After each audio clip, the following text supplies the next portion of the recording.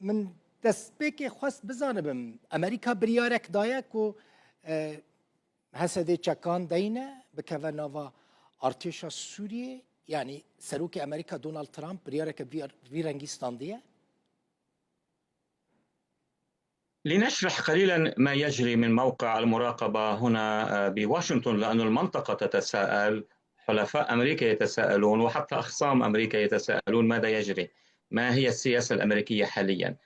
إذا وضعنا هذه السياسة المؤلفة من عدة قرارات، نرى أن القرار الأول كان عندما الرئيس ترامب كان يزور الخليج استقبال رئيس النظام القائم الآن سيد الشرع في الخليج في المملكة العربية السعودية. هذا كان اعتراف أمر واقع بأن السلطة القائمة الآن في دمشق بعد سقوط سلطة الأسد، نظام الأسد، هي مع قوى الأمر الواقع. لم تكن هنالك انتخابات ولم تكن هنالك حتى استفتاءات. إذن المصوغ القانوني الوحيد أنه هذه سلطة الأمر الواقع وعليها أن تتقيد بالقانون الدولي. والرئيس ترامب أشاد بأمله بأن تكون لهذه السلطة استجابة للقوانين الدولية وبالتالي التعاطي معها. هذا شيء. اثنين، بعد ذلك تم رفع العقوبات التي كانت وضعتها هذه الإدارة وإدارات سابقة على الدولة السورية، مما يعني على النظام السوري السابق. هذه العقوبات لم تضع بعد ديسمبر، كانت موجودة منذ سنوات. رفعت هذه العقوبات للسماح للمجتمع الدولي وللأمريكيين وللإدارة وربما شركاتها الخاصة بأن تبدأ بالتعاطي مع الواقع السوري على الأرض. هذا لم يعني أن هنالك مشروعا أمريكيا مفصلا حول نظام سوريا الآتي، حول أي من الأمور والخيارات الكبرى. هذا هو الواقع حتى الآن. دكتور تشتكي دن يعني هل وسط خلق أمريكا تشيا جه داخوازا توم بارك جبوكو هسدي چکان دينا بكفا نوفا دستلاتاريا سوري؟ لنكن واضحين جدا، هنالك تاريخ طويل من قبل الشعب الأمريكي مع مكونات سوريا، وأهم هذه المكونات التي لنا شراكة تاريخية معها ضد الإرهاب، ودمج الدم الأمريكي مع الدم الكردي وسائر الفصائل والمجموعات، هو الشعب الكردي. كل عائلة كان يعني شبانها أو بناتها خدموا مع قوات التحالف، يعرفون تماما هذا الوضع. إذن لا يمكن هذا التاريخ أن يتم تغييره بين ليلة وضحاها. وهنالك أصدقاء وهنالك رأي عام كبير وواسع في الولايات المتحدة الأمريكية الذي يؤيد قصد، والذي يؤيد ليس فقط قصد، كل أصدقاء أمريكا والحرية والديمقراطية ومواجهة القوى الجهادية، وهي سياسة ثابتة للولايات المتحدة الأمريكية ولا سيما داعش. إذن إذا طرح هذا الموضوع داخل الولايات المتحدة الأمريكية، هل تؤيدون نزع سلاح قصد قبل أن نتأكد من أنه لا خطر جهادي أو إرهابي ضد هذه المناطق؟ أنا اعتقادي أن هنالك أكثرية بسيطة أو واضحة أمريكية لا تريد هذا الشيء إلا إذا ثبت لها أن هنالك نظاما تعدديا آمنا يشمل الجميع، وهو أمر لم يحسم بعد لدى الرأي العام الأمريكي. وأضيف أن هنالك أجزاء من هذا الرأي العام الأمريكي أكانوا الجاليات من أصل شرق أوسطي، أكانت الجالية ربما اليهودية، أو أهم من ذلك الطائفة المسيحية الكبرى التي تخاف على الأقليات. كل هذا الرأي العام يعتبر قصد حليفا وشريكا.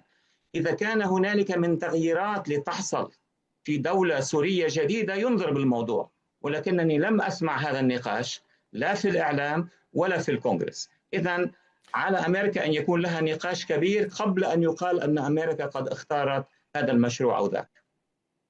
باشا دكتور، اگر هزین ارتش سوریه هسده تهدید کرن ایریشی هزین سوریا دموکراتیک کرن و هلوستا هزین امریکی و رای گشتی امریکی لهمبری وان ایریشن حکومت سوریا و ارتش سوریا لسر هسده چبه؟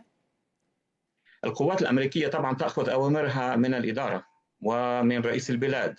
الرئيس ترامب هو الذي سوف يقرر بنهاية المطاف، ويكلف من يريد أن يكلفه من مندوبين، وزارة خارجية، سفراء، قيادة السنتكوم. هذا قرار يأخذه الرئيس ويطبقه الجميع، ليس فريق معين غير فريق آخر. حتى الآن، حتى هذه اللحظة، فإن السنتكوم والقوات الأمريكية ووزارة الدفاع التي خصصت دعما كبيرا هذا العام لقوات قصد، حتى الآن يعتبرون قصد هو حليفا لهم.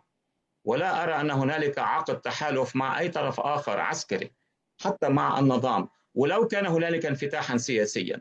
إذا حصل هكذا أمر دون مراجعة واشنطن، دون مراجعة فريق الرئيس ترامب، فبالطبع القوات الأمريكية هي ستدافع عن حيث هي موجودة، أي في المناطق التي تسيطر عليها قصد. أما إذا حدثت آلية أخرى وأتى الرئيس شخصيا وقال أنه يجب على كل الميليشيات في سوريا أن تحل نفسها وأن تندمج، هذا كلام آخر. ولكن هذا الكلام لم يصدر بعد، لم نسمعه هنا في واشنطن، نسمعه عبر وسائل الإعلام الآتية من الشرق الأوسط وبعض المسؤولين، ولكن لم نسمعه بعد على الصعيد القومي الأمريكي. باشه وارم سر پرسه کردن که گله که گرینگه مسئله فدرالیزمی. سبب چیه که امریکا يعني سيستم فدرالي لسوريا قبول ناكا؟ مثلا تومبارك باليوزي امريكا اشكرا كو جبو سوريا فدرالي تشينابا يعني سيستم كنا جنجاوا يعني لدجي فدراليه قبول ناكا كو كرد وسوريا ببن خدي سيستم كفدرالي تبي كل عراقي تزاني يعني فدرالي نتني العراقي قال لك ولاتي دنجي سيستم فدراليه وزيان نجي هوندا كردان ونجي هوندا عراقيان لفيدري شما امريكي لدجي فدراليين. أنا لن أرد بالطبع كمواطن أمريكي على سفير بلادنا في دولة أخرى. هنالك مكان للسؤال والجواب اسمه الكونغرس الأمريكي، وهو يستدعي أي سفير، يستدعي أي مسؤول ويسأله، ويكون هنالك جواب، ويكون هنالك خبراء، وتكون هنالك آراء. هذا لم يحدث بعد. ولكن أنا على الصعيد الشخصي كأكاديمي أقول: لماذا مستحيل أن يكون هنالك فيدرالية في سوريا؟ وتفضلتم بإعطاء مثل قريب عبر الحدود في العراق. ما هي يعني مؤسسات الكي ار جي في إربيل؟ هل هي وحدوية أم لا مركزية اتحادية؟ وأقول أكثر من ذلك: الولايات المتحدة الأمريكية دعمت مثلا كوسوفو، ودعمت البوسنة، ودعمت تيمور الشرقية، ودعمت جنوب السودان. إذن هنالك سياسة أمريكية واجتهاد قانوني أمريكي يقبل بأن تكون هنالك مجموعات تطالب بحق تقرير المصير. ولكي لا أذهب بعيدا أقول: النظام الأمريكي هو فيدرالي. ما هو المصوغ؟ ما هو السبب الذي يقال أنه مستحيل بسوريا؟ إن كان هنالك من مكان في الشرق الأوسط حيث الفيدرالية لازمة وضرورية وقائمة عمليا بأمر الواقع، هو سوريا، وهو العراق، وهو لبنان، وهو السودان، وهو أماكن أخرى. أنا أستصعب وضع فيدرالية في دول مختلطة ديموغرافيا، يصعب جدا. ولكن في دول كسويسرا، كبلجيكا، ككندا، الفيدرالية هي الحل الوحيد. إذن هذا يستلزم نقاشا أكاديميا واقعيا متزنا، وليس تصاريح نارية حول هذا الموضوع. باشا مثلا شام ريفابريا خسر كرد يعني دستلاتارن لهريمين خوا سوري قبول لكن يعني شام وياكي قبول ناكر. باشا مثلا امريكي چاوا تماشای ريفابريا خسر وما فين كردان لسوريا دكن.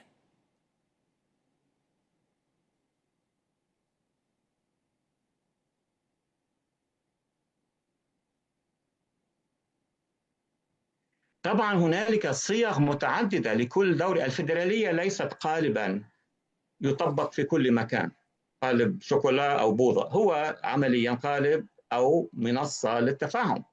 أهم من النظام الفيدرالي الذي يمكن اعتماده هو القبول بمبدأ الاعتراف المتبادل. الاعتراف المتبادل يعني السلطة المركزية تعترف بوجود هذه المجموعات بطريقة أو بأخرى، أيا كانت الفوارق، لغوية، دينية، طائفية، قومية، حتى إقليمية. هذه الفوارق يمكن التفاوض حولها. يعني بعض المناطق تريد المدارس واللغة وإلى ما هنالك. بعض المناطق الأخرى يهمها هويتها الدينية والتاريخية، وبعض المناطق الأخرى يهمها وضعها الأمني. كل هذا يتم الاتفاق عليه، ولكن المبدأ الذي لا يمكن إزالته لأنه يتعلق بالقانون الدولي بالبند الثاني، حق الشعوب في تقرير مصيرها. الشعوب قد تكون منتشرة في كل المنطقة في دولة معينة أو ضمن هذه الدولة، ويجري التفاوض على هذا الأساس. ولدينا مئات ومئات من السنين في الغرب حيث هذه المادة تعلم وتدرس. كندا مثلا فيها الفرنكوفون وفيها الأنجلوفون وفيها كل المؤسسات وتستعمل اللغتان. إذا الغرب كان يعتمد الفيدرالية كأكثر صيغة تقدمية، لماذا نقول للشرق لا يمكن تطبيقها عنكم؟ هذا فيه نوع من العنصرية إلى حد ما، أنه شعوب الشرق غير قادرة بينما شعوب الغرب هي قادرة. هذا لا يجوز بتقديري. دكتور ودمي كردين روج آوای کردستانی كردين سوري يعني garantiye که چاوا دکارنج امریکان بستینن جبوکو مافین خوال سوری garanti بکن مسوگر بکن و يعني هبونا خوال وی داره بپاريزن تزاني يعني بسالان جبركو كرد جحمو مافين خوال سوري هاتنا بپار کرن يعني كرد وكا كرد لسوري يعني تننا براستي يعني نهاتنا قبول کرن ند دستوري دا نرسر عرده لتدره امریکی گارانتیه که چاوا ددن کردن مثلا آلیه که امریکی دبیجن بکوین ناوا ارتشه بکوین ناوا سیستما سوری گارانتی چیه؟ امریکی چه گارانتی ددن کردان؟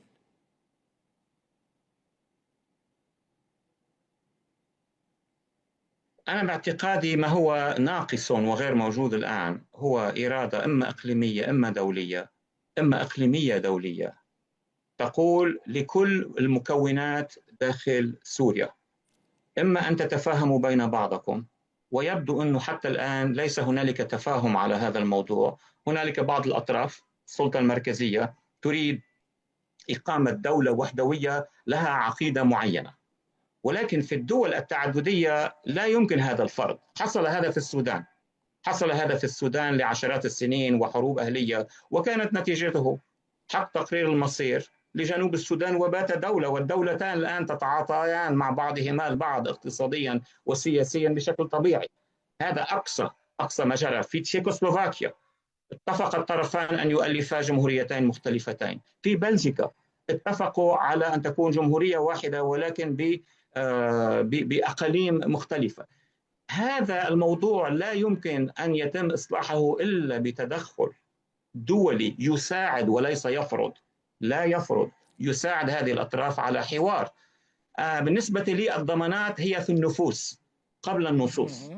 أولا النوايا، إذا وجدت النوايا بالتعددية والاعتراف المتبادل بإمكان قصد يوما ما أن تحل نفسها عسكريا ويكون هنالك حرس وطني في تلك المنطقة، كما موجود الناشونال جارد الحرس الوطني في كل الولايات المتحدة الأمريكية، وبإمكان مناطق أخرى، بإمكان الدروز، العلويين، المسيحيين. الكل هو عملية النية التاريخية الاستراتيجية في النفوس قبل النصوص.